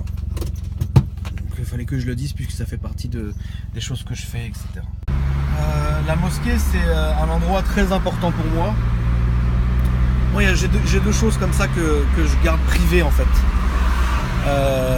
que je protège le plus que je peux. C'est ma religion et ma famille. Pour vous situer un peu l'idée, c'est l'époque, c'est... Vous vous rappelez l'histoire sur Snapchat quand j'ai raconté la meuf qui était tombée dans les escaliers, Brigitte, le cache-cache, etc. Et bah c'était à cette époque-là que j'étais dans une maison qui est juste à côté de l'ancienne maison que j'ai, le temps d'attendre que les travaux se finissent comme d'hab. C'est à ce moment-là, c'est à cette époque-là que j'ai commencé à devenir entre parenthèses de me mettre dans la religion. Et voilà. Et donc c'était à peu près à cette époque-là. Après, le premier jour où je suis allé à la mosquée, bah voilà, c'est quelque chose que d'ailleurs je vais même pas en parler, mais que vous situez un peu. C'était à l'époque du Range Rover blanc intérieur rouge que j'avais. Donc ça remonte à 6-7 ans. Et depuis, j'y vais tous les jours, une fois par jour, sauf quand je suis très malade. Parfois j'ai juste pas le temps, mais je rattrape, enfin c'est compliqué. Et c'est pour ça que je parle jamais de ma religion, etc. Parce que déjà de base, j'ai pas à le faire. Et d'un autre point de vue, c'est quelque chose qui est immaculé chez moi. C'est-à-dire que je veux pas en parler, je veux pas qu'on y touche, je veux rien. Tu vois ce que je veux dire? Je veux garder ça pour moi égoïstement. Et ma famille aussi. Après vous connaissez certains membres de ma famille, etc. qui sont mis en avant exprès par mes soins. Et il y en a d'autres qui sont dans l'ombre et qui le resteront toujours par protection. Voilà. Il est vrai que j'ai une vie qui est à, on va dire, 80% publique. Le petit qui reste, c'est quelque chose qui est très important pour moi de le garder privé. Parce que j'ai l'impression que c'est pas touché. Tu vois ce que je veux dire? Imaginons que tu arrives quelque part pour la première fois dans un endroit qui est à toi. Et bah t'as envie de le laisser, t'as envie de le laisser comme ça toute ta vie. Tu vois ce que je veux dire? T'as pas envie que quelqu'un ou quelque chose vienne toucher ce truc-là ou mettre son grain de sel. Tu ne veux pas, tu vois ce que je veux dire? Donc c'est pour ça que moi je garde ça au plus profond de moi-même, etc. Et ça c'est voulu, hein. Et après ça crée tout un tas de folie. C'est pour ça aussi que je fais cette vidéo, parce que j'ai envie de dire aux gens, parce que beaucoup tapent mon nom sur Google, il est tapé plusieurs milliers de fois par semaine. Alors je sais pas ce que vous regardez les gars, mais il n'y a rien, hein. Je vous le dis là, quand vous tapez mon nom sur Google, la première chose que vous avez, c'est le Wikipédia de mon père, Allah Irhamou. Allah Irhamou, c'est que Dieu ait son âme dans l'islam, enfin en arabe quoi. Et il y en a même, parce qu'il y en a, je vais pas vous manquer de respect aux gens qui me suivent, mais sur ma vie, il y en a, wallah, vous êtes des Cro-Magnons, frère. Il y en a un, il m'a envoyé quoi? Il m'a envoyé, ah ouais gros, c'est chaud, en fait t'es mort vraiment. Parce que mon daron, l'Irhamou, il avait le même prénom que moi et le même nom, tu vois. Qu'est-ce que tu veux répondre à quelqu'un comme ça? C'est pas méchant, c'est juste que la personne est un peu diminuée psychologiquement, donc tu peux pas lui dire ouais non excuse-moi c'est mon daron. Ah il va te dire quoi? Ah smahli, ouais smahli. Tu vois ce que je veux dire? Mon daron, sa biographie et en long en large, ça a été quelqu'un que Dieu ait son âme, qui a été très apprécié par la France, etc., par les gens en général. Et c'est très important pour moi, parce que je porte son nom, c'est très important pour moi de continuer sur certaines de ces traces qu'il a fait. Donc vous comprendrez certaines de mes discrétions. Parce qu'en dehors des voitures et de tous vos fantasmes, il y a aussi une vraie vie. Il y a une vie de famille, une vie de tout ce qu'il y a, tu vois ce que je veux dire. Et c'est pas que les voitures, tu vois ce que je veux dire. C'est pour ça, moi j'ai toujours dit, je suis pas youtubeur. Mon travail n'est pas d'essayer des voitures, mon travail n'est pas de louer des voitures, mon travail n'est pas d'emprunter des voitures et de faire des vidéos, c'est pas ça ma vie. J'ai mon travail, j'ai mon argent, certes grâce à Dieu j'ai toujours eu de l'argent, ma famille elle en a toujours eu, le ballon d'investissement que j'ai eu, c'est un ballon d'investissement familial, ce qui a fait mon argent d'aujourd'hui. Je vais pas t'inventer une vie frère, je vais pas dire non ouais, vas-y moi j'ai galéré, vas-y j'étais dans la rue, non. Alhamdoulilah ya Rab, moi je suis pas comme ça, tu vois ce que je veux dire. J'ai un grand respect pour ceux qui sont faits de zéro. Après là où j'ai un potentiel, c'est que oui c'est vrai que j'ai eu une bonne idée d'investir dans ce domaine-là particulièrement, parce que j'avais prévu que certaines choses dans notre monde arriveraient. Est-ce que ça a fait? Ce qui est arrivé, pas prévu, il n'y a pas de voyance ou quoi que ce soit, ça fait là, tu vois. Mais voilà, quand tu fais beaucoup de géopolitique pour comprendre comment le monde tourne, et beaucoup de philosophie pour comprendre comment les gens tournent, bah tu arrives à prévoir à courte durée. Vous avez qu'à regarder les vidéos du cheikh Imran Hussein.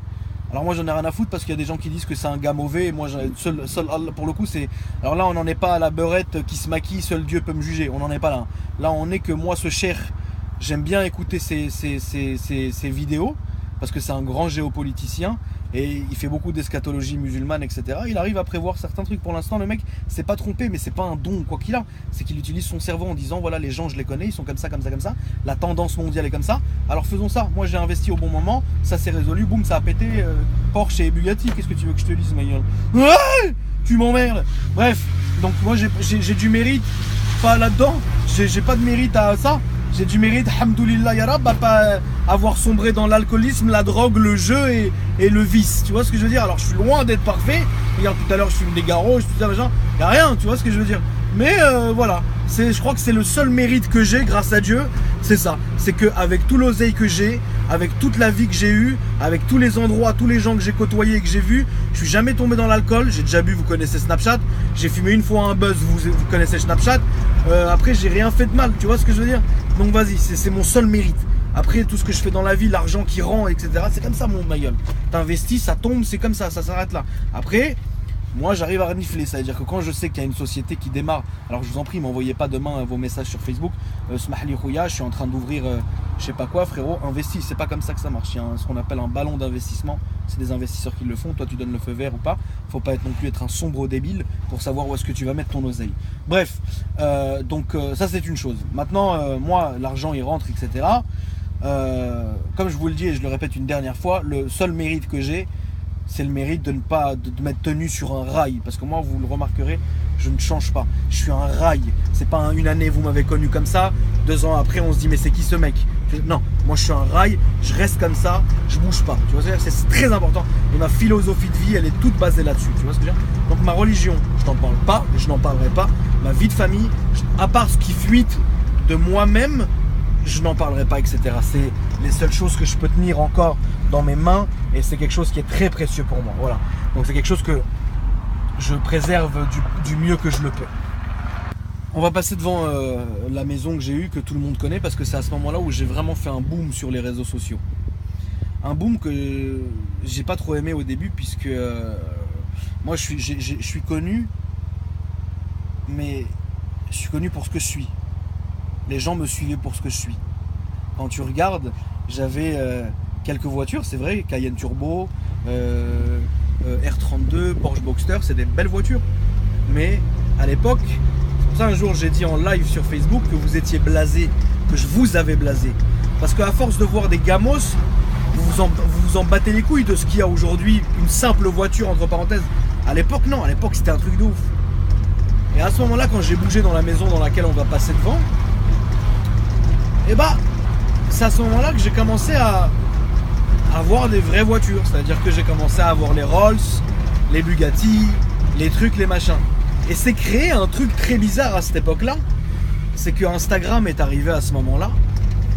Facebook, entre parenthèses, pour moi, est arrivé à ce moment-là. Et en fait, ce moment-là a ramené avec lui, alors, une tonne de personnes dans lesquelles vous faites partie, mais une tonne de personnes qui ne me connaissent pas, mais qui sont mauvais en fait, qui m'aiment pas. Tu vois ce que je veux dire? Des haters. Avant, je veux pas ça, ma gueule. Si j'avais un ou deux forums sur le dos parce que je leur avais. Moi, vous me connaissez, hein, je suis un authentique. Je manquais de respect ou quoi. Mais j'avais pas des vraies personnes qui me haïssaient. La frère, laisse tomber, ma gueule. Mais pourquoi tonton, tu n'es pas content quand autrui il a des trucs bien, ma gueule? Moi, demain, je croise un tel qui s'est décoffré je sais pas quoi comme voiture. Je suis content, frère. Je m'en bats les couilles. Comme dit Al-Walid bin Talal, une personne très dans le top 15 de la richesse mondiale, on peut toujours espérer l'accrocher, lui on n'y arrivera jamais. Il a dit il faut que tu sois content pour ceux qui ont plus que toi et ceux qui sont moins que toi. Il y aura toujours plus, il y aura toujours moins. Donc au lieu de te focaliser sur ceux qui ont plus et essayer de les attraper, sois content de ce que tu as et fais prospérer ce que tu as. C'est Al-Walid qui a dit ça, Al-Walid milliardaire, mets-le-toi en tête. Il n'est pas là à mettre des photos sur Instagram, oublie à tout jamais. Hein. Et il n'est pas là à dire j'ai acheté la nouvelle Rolls, où frérot, il s'en bat les couilles. Je suis arrivé dans cette maison ici. Alors j'ai vécu 5 ans et demi ici à peu près. Très belle maison, très beau jardin. Le jardin, je l'arrosais de mes mains, etc. Vous connaissez. Et voilà. Ici, j'ai commencé à acheter beaucoup de voitures. Alors au début, j'en avais pas beaucoup en même temps, mais j'en achetais genre 2. Je restais 2 mois avec, je les vendais, 2, comme ça au moins tu perds pas d'oseille. Et au moins tu changes de temps en temps. Voilà. Et j'en ai tellement eu à ce moment-là que les gens ont commencé, c'est là que les gens ont commencé à fleurir leur haine. Au lieu de s'occuper d'inséminer leur femme ou leur mère, ou leur sœur pour certains, ils ont commencé à partir dans des trucs. Il y avait même des gens qui me disaient que j'étais le chaouche. Alors le chaouche c'est le valet du prince qui habitait là. Ils s'étaient pas rendu compte qu'en fait non. Il y avait des gens qui disaient que j'étais voiturier, que je prenais les voitures des clients. Enfin. Bref, et d'autres qui disaient que je les avais loués. Comme on avait dit quand j'ai acheté les 2 Bugatti Veyron, il y a des gens qui ont dans leur tête, parce que quand t'es trop pour certaines personnes, il y a des gens qui n'arrivent pas à assimiler ça et ils se disent c'est pas possible, doit y avoir un hic. Et ils se disent pas écoute ça s'arrête là, le mec a de l'argent, laisse-le tranquille. T'aurais fait la même chose si t'avais de l'oseille, tu vois ça. Et les gens disaient non mais il l'a loué. Mais la Bugatti quand tu regardes, je l'ai conduit tous les jours pendant 1 an et demi. Imagine une Bugatti à louer 1 an et demi tous les jours. Je te jure que j'aurais racheté 2 fois la voiture, frère. Donc arrêtez de rêver, arrêtez de vous inventer des vies, etc. Il y a même des gens qui ont dit ouais le garage il a prêté les voitures, etc. Mais frère, il y a un moment, réveille-toi. Quel garage dans Paris? C'est pas des sombres enculés. Quel garage dans Paris? Il faut qu'ils mangent les mecs. Ça n'existe pas. La gentillesse elle existe, l'amitié elle existe, mais pas à ce point-là. Donc je me suis eu tout ce tas de gens qui étaient juste pas contents. Parce qu'à la base c'est quoi? C'est des photos et des vidéos, on est d'accord, Facebook et Instagram, ça raconte que ça. Pour montrer un peu, pour motiver un peu, pour faire partager un peu, tu vois ce que je veux dire. Et les gens, il y en avait beaucoup qui étaient là, on se disait mais qui est ce mec, comment il a fait, etc. Alors qu'ils savent pas qu'il y a quelque chose derrière, qu'il y a une vie derrière, que ça existe, tu vois ce que je veux dire. On n'est pas apparu comme des Sims du jour au lendemain, tu vois. Et au final, voilà, j'ai eu, après vous connaissez la suite, hein, j'ai eu beaucoup de souvenirs ici, beaucoup de beaux souvenirs ici. on va rentrer dans cette période sur Snapchat, parce que Snapchat, vous connaissez, je fais par période. C'est-à-dire, je commence du début jusqu'à là, puis là, on est à peu près aux histoires de cette époque-là. Donc, ça va commencer à arriver, je pense, cette semaine, la semaine d'après, etc. Et voilà, j'ai vécu des très bons moments ici. Et c'est là que j'ai eu beaucoup de voitures. Les deux Bugatti, la Enzo, la F12, etc. C'est très bien. C'est des très bonnes voitures, mais le problème, c'est quoi? C'est que à un moment, c'est malheureux mais à dire, mais tu te lasses. Tu te lasses, tu te dis merde, t'as plus le kiff. Ça c'est grave. Ça m'est arrivé en 2014-2015. J'avais plus le kiff. Après c'est revenu. Tu vois, c'est comme tout moi. Si vous pensiez que cette vidéo elle allait que être sur les voitures, vous vous trompez les gars. Ça fait partie de ma vie, mais pour moi c'était très bien, etc. C'est très bien, c'est toujours très bien. Mais il y a des moments où genre je suis pas tout le temps tout dedans. Enfin, les gens pensent. La dernière fois, je me suis permis d'appeler un gars. Je regarde si ça filme encore. Je me suis permis d'appeler un gars sur Snap. On m'envoie une photo d'un mec qui était, tu sais, un enquêteur. Ouais, mais regarde, c'est bizarre. Il roule en smart pendant 15 jours alors qu'il est censé être milliardaire. Je suis désolé, mon gars, c'est le cas. Désolé pour toi. Mais regarde, c'est bizarre. Je pense qu'il a loué ses voitures, etc. J'ai dû appeler la personne et lui dire écoute, alors normalement, je fais jamais ça. Je laisse toujours les gens parler parce que franchement, il n'y a aucun intérêt, tu vois. Ça rassure les gens. Je peux le comprendre. J'ai appelé le gars, je lui ai dit mais je te pose une question. Je lui ai demandé quel âge il avait, il m'a dit 18 ans. J'ai dit t'as 18 ans. Je lui ai dit d'accord, maintenant imagine que t'as 30 ans. Une femme, un gosse, une maison à gérer, une société, plusieurs sociétés à gérer. Est-ce que t'as le temps physiquement de changer 1000 fois de voiture, d'être dans 1000 voitures, d'être dans machin? Il m'a dit non. Je lui ai dit mais moi quand j'avais ton âge, jusqu'à 25 ans, je le faisais. Je changeais tous les jours plusieurs fois de voiture. Mon rêve, c'était d'aller dans mon parking, changer des voitures, prendre des photos, etc. Mais au final, aujourd'hui, quand tu as un revolver chargé dans la poche, est-ce que tu vas aller t'embrouiller avec n'importe qui? Non, parce que tu sais ce que tu vaux. C'est la réalité. Les chiens, les pitbulls, les rottweilers, les doberman, est-ce que c'est des chiens toute la journée, ils sont agressifs? Non, parce qu'ils savent ce qu'ils valent. Un boxeur, Mike Tyson, est-ce que tu crois, frère, qu'il va s'embrouiller à tous les coins de rue? Non, il s'en bat les couilles. Parce qu'il sait très bien que s'il met une baffe au mec, il va le tuer. Il a même plus besoin, il a plus rien à prouver, le mec. C'est vrai ou c'est faux? C'est ce que j'expliquais au mec. Je lui ai dit, mais moi, regarde. Il y a un moment donné, ça a été un très bon moment dans ma vie. Les voitures, je m'en servais comme de la branlette. Et j'aimais bien, je prenais mes photos, etc. Machin. Il y a certaines de l'époque que j'ai encore, il y a certaines de l'époque que j'ai plus. Mais arrêtez de croire que Instagram et Facebook c'est la vraie vie. Non, parce qu'elle serait nulle notre vie sur Facebook et sur Instagram si c'était comme ça. Attends, on n'a pas de famille, on est H24 assis dans une voiture, c'est nul la vie. Non, on a une famille, on a des voitures et des apparts, ce que tu veux, mais les photos qu'on prend, excuse-nous, il y a des moments où tu prends des photos, mais c'est pas pour autant que c'est une photo d'aujourd'hui ou quoi. Moi, il m'arrive très souvent, mais très très souvent, de poster des photos qui ont 1 an, 2 ans, 3 ans, etc. Tous les jours, je fais ça. Mais je fais pas ça parce que j'ai plus rien à poster. Je fais ça parce que honnêtement, c'est à moi, c'est des belles photos, je les mets. Et là, franchement, tu sais, il y a un moment, quand j'ai dû expliquer à la personne que, tu sais, quand tu vas dans un parking, que tu as une dizaine de voitures, parce que qu'elles sont toutes sous bâche, toutes branchées, et qu'il faut appeler la sécurité du parking qui t'ouvre la grille, etc. Il y a un moment, écoute, ton petit tour de bagnole, c'est chiant. Donc tu achètes des daily, ce qu'on appelle daily. Ce que vous connaissez, l'époque du ML, les deux Bentley, le Cayenne, les Cayenne, la petite Féfé. Tu vois, c'est des voitures que tu roules tous les jours. Mais pourquoi aller fatiguer une Bugatti Veyron ou une Ferrari ou quoi que ce soit en la roulant tous les jours? Ça sert à rien, il n'y a rien là. Regarde, celui-là, je tourne dans mon quartier, gros, il se passe rien. J'ai envie de te dire un truc que je lui ai dit au petit, il a compris après, c'était quelqu'un de très gentil. Je lui ai dit, mes frères, moi je suis arrivé à un niveau, j'ai plus de meufs à impressionner. J'ai plus personne à impressionner. Moi je suis là, j'ai mes followers qui me suivent depuis des années. Il y en a des nouveaux chaque jour. Ils savent qui je suis, ils savent où je vais. Voilà.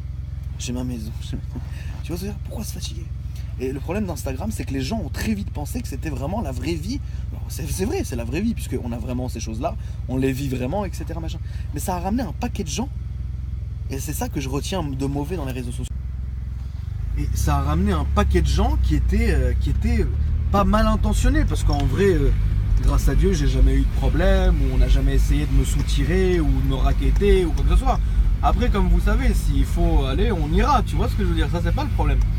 Mais les gens ont toujours essayé, s'il y a des gens qui ont toujours essayé de savoir, et quand tu sais quelque chose, pourquoi même te poser une question à laquelle tu n'aimeras pas la réponse? Tu vois ce que je veux dire? Moi demain, je vois quelqu'un, je vois je sais pas qui, machin et tout, je suis content pour la personne. Basta. Et ces gens-là, que je connaissais pas avant, moi je connais ça depuis 2012, 2013. Les gens que tu connais pas, tu sais pas qui ils sont, et un jour tu vas, tu vois que cette personne a raconté ci, cette personne. Et les gens se font vraiment une story sur Watt, quoi. Il a fait ça, son daron, il est encore vivant, ils l'ont rendu vivant, Mskid. Il a fait ça, et lui il fait ça, et lui Zebbi il fait ça, et c'est pas vraiment à lui, il est associé avec ce garage. Mais frère, c'est moi qui vais manger les gens, de quoi tu me parles? Et les gens, tu peux pas leur répondre comme ça, ce qu'ils comprendraient pas. Comme tu peux pas leur répondre, parce que ça sert à quoi? Donc c'est pour ça qu'à un moment donné, tu te dis, bon, bah, c'est cool les réseaux sociaux parce que tu peux faire partager ta passion, tu peux faire partager ta vie à mesure, à juste mesure. Mais d'un côté, après, tu te récoltes tous ces connards. Alors tous ces connards, et à un moment donné, c'est très bien. Tu vois ce que je veux dire, c'est très bien, il y en aura toujours. Mais d'un autre côté, tu te dis, mais si j'avais pas fait ça, bah, il n'y aurait pas ces gens-là.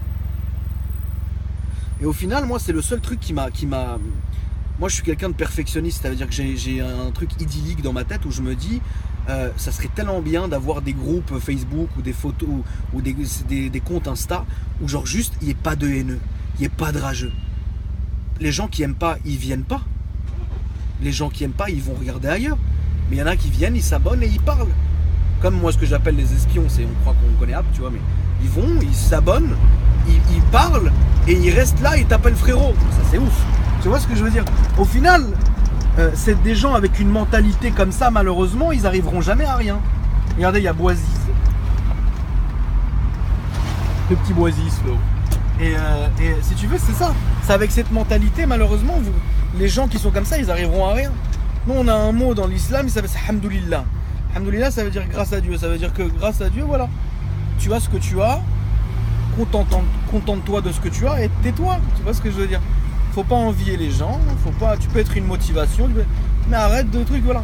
Et moi, c'est ça que j'ai trouvé dommage, c'est qu'avec les réseaux sociaux, etc., parce que beaucoup pensent qu'on est dans une bulle intouchable et qu'il se passe jamais rien et que nanani, on n'est pas en contact avec les gens. Mais un commentaire, tu le vois, ce qui se dit sur internet, tu le lis, ce qui se dit machin. Et donc toute cette époque d'Instagram qui a duré depuis que j'ai eu cette maison jusqu'à 2014, depuis 2014, pardon, depuis 2012 jusqu'à 2014, 2015, 2016, machin. C'est une époque où je me suis dit putain c'est dommage puisque ça m'a montré la mauvaise face des gens. Et depuis c'est toujours resté. Donc si tu veux tu te bats toute ta vie avec des verrues. Alors c'est rien parce qu'une verrue frérot, elle te fera rien. T'as une petite verrue sur le fion, tu mets un peu d'azote, la verrue part. Mais quand tu te dis regarde ce petit de 18 ans qui au début est parti dans un délire. Il est parti, il a commencé à se poser des questions, etc. Alors que le mec, je ne l'ai jamais vu, je le connais, etc. Si d'un côté, je l'ai eu au téléphone une fois, et en 10 minutes, en lui expliquant comment était ma vraie vie, il s'est dit, ah ok. Et en fait, c'est quelqu'un de très gentil. Donc, la personne qui ne me connaît pas, je ne lui ai pas demandé de me connaître, je ne lui ai même pas demandé de me parler. Mais comprenez aussi à un moment donné que, genre, on a une vie, grâce à Dieu, mais les réseaux sociaux, c'est à 80% vrai.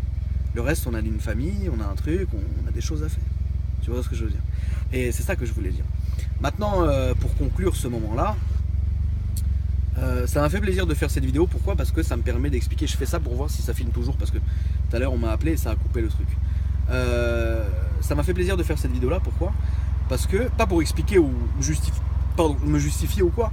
C'est juste pour expliquer un peu le pourquoi du comment, du cheminement, etc. C'est vrai que quand j'ai commencé à avoir Instagram, ça a pris beaucoup d'ampleur parce que un Français, bon, j'étais beaucoup plus connu à l'étranger qu'en France. Un Français, ça fait plaisir, etc. Bon, je suis pas très français, mais tu m'as compris. J'ai tellement mis d'argent dans ce pays que oui, je me considère comme français. En tout cas, si on me considère pas, moi j'ai acheté pour être français, donc t'inquiète pas. Gros, depuis chez moi. Donc en tout cas, voilà, c'est une période où j'ai eu Instagram, quand j'ai commencé, etc. Je montrais, etc. Et c'est comme ça que je me suis fait connaître, mais aujourd'hui, c'est une continuité. Tu vois ce que je veux dire? J'ai toujours Instagram, j'ai toujours Facebook, j'ai toujours Snapchat, etc. Et ça a été important pour moi de faire pour vous montrer comment je suis arrivé aujourd'hui. Tu vois ce que je veux dire? Peut-être que dans 5-6 ans, je referai, Inch'Allah, une vidéo, une biographie en disant voilà, de mes 30 à mes 35 ans, il s'est passé ça, ça. Là, j'ai fait de 0 à 30 en expliquant un peu comment les dernières années sont passées, mais on est encore dans ces années-là, c'est encore une continuité, etc. Voilà, donc j'espère avoir tout dit, j'espère que ça vous a plu. Tout est accordé sur mes réseaux sociaux, c'est-à-dire que j'ai essayé pendant longtemps les vidéos YouTube, ça ne me ressemble pas, j'y arrive pas. Je préfère favoriser Snapchat, etc. parce que Snapchat, etc.